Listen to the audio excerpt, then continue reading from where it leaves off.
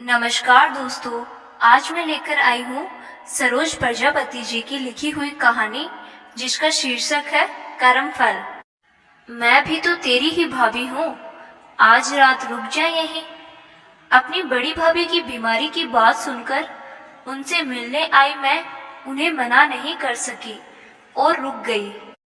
हरदम चुस्त दुरुस्त रहने वाली और अपने इशारों पर पूरे परिवार को नचाने वाली भाभी इन 5 सालों में बिल्कुल ही ढल गई थी। उनकी आवाज में भी वो दमखम नहीं और शरीर से तो आधी ही रह गई थी। इतना बदलाव तो उनमें भैया के जाने के बाद भी नहीं आया था। रात को खाना खाते हुए उन्होंने अपनी बहू से थोड़े से चावल लाने के लिए कहा तो बहू तपाक से जवाब देते हुए बोले, मम्मी जी आप भी क्या बच्चों की तरह करते हो? आपने मना किया था चावल खाने के लिए और अब?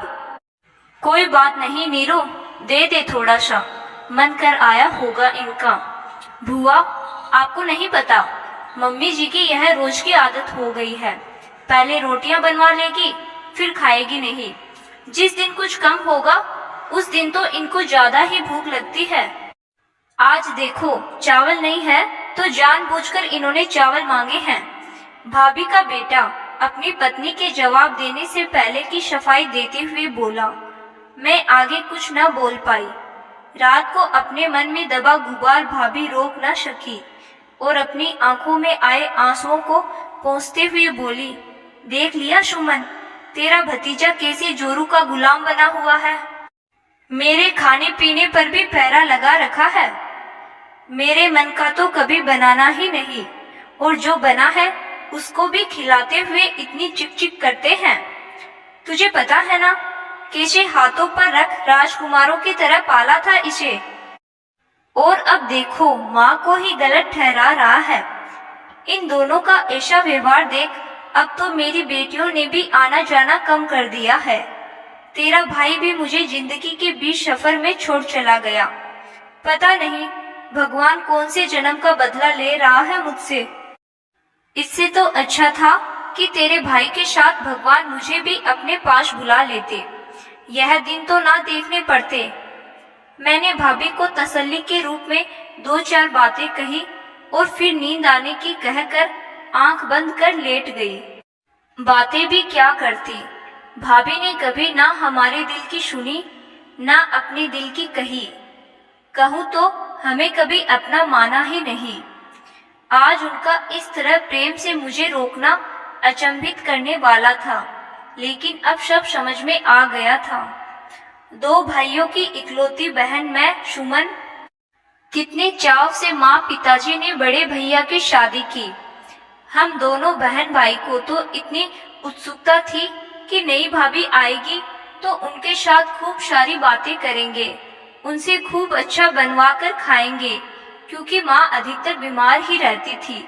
इसलिए हम तीनों बहन भाई मिलकर सारा काम करते थे। लेकिन वो कहते हैं ना, जिससे तुम्हें ज्यादा उम्मीद हो वह शायद ही तुम्हारी उम्मीदों पर खरा उतरे। तो बड़ी भाभी ने ही आते ही साफ साफ कह दिया कि मुझसे अकेले इतने बड़े घर का कामकाज ना होगा। अक्सर भाई भाभी का इस बात पर बहुत झगड़ा होता।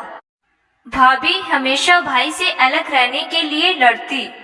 दोनों में बढ़ते मनमुटाव और कलह को देखकर माँ पिताजी ने भाई को अलग रहने के लिए समझाते हुए पिताजी ने उन्हें एक अलग कॉलोनी में मकान खरीद कर दे दिया। भाई घर से क्या अलग हुआ, परिवार से भी पराया हो गया। भाभी के साथ तो उनका सफर कुछ साल पहले ही खत्म हुआ, लेकिन हम सबके साथ तो उनका सफर भाभी के कारण बहुत ही पहले खत्म हो गया था। दूर रहकर भी भाभी के स्वभाव में कोई बदलाव न आया। हाँ, बदलाव आया भाई के स्वभाव में। इस बदलते स्वभाव को देख सबने धीरे धीरे वहां जाना कम कर दिया। बस 30 त्योहार ही रह गए थे औपचारिकता निभाने के लिए। मेरी शादी के बाद छोटे भाई की शादी हुई। भगवान की कृपा से छोटी भाभी बहुत ही अच्छी थी। उनके आने से ऐसा लगा कि अब मेरा मायका भी मेरे लिए सदा खुला रहेगा। समय बीतता गया। 2 बेटियों की शादी कर बड़े भैया चल बसे। अब तो भाभी का ही राजपाट था। भाई के गुजरने के 1 साल बाद उन्होंने बेटे की शादी की, जिसमें लोग दिखावे के लिए माँ को 2-4 दिन पहले आने के लिए कहा। लेकिन माँ की तबीयत बढ़ती उम्र के कारण ज्यादा सही ना रहती थी, इसलिए छोटे भाई ने मुझे फोन कर कहा कि तू 1 दिन पहले शादी में चली जाना, जिससे कि माँ की देखभाल हो सके। शादी से अगले दिन छोटे भाई ने विदा लेते हुए माँ से भी चलने के लिए कहा, तो भाभी का बेटा बोला, चाचू दादी को 1-2 दिन हमारे साथ रहने दो, मैं छोड़ आऊंगा। और बुआ जी आप भी रुक जाओ, आप कभी नहीं रुकते हमारे यहाँ। माँ तो अपने पोते का इतना प्रेम देख अभिभूत थी और मुझे ना चाहते हुए भी उनके कारण रुकना पड़ा। शाम को माँ ने गुलाब जामुन खाने की इच्छा जताई। यह सुनकर मेरी भतीजी बोली, वो तो बचे ही नहीं। रात को माँ बेटियों ने हमें एक कमरे में ही खाना पकड़ा दिया। अगले दिन सुबह 8 बज गए थे, लेकिन चाय पानी का कोई नाम नहीं था। माँ को जल्दी चाय पीने की आदत थी। माँ ने मुझे कहा, सुमन लगता है सब शादी की थकावट के कारण उठे नहीं, जा तू बना ला चाय।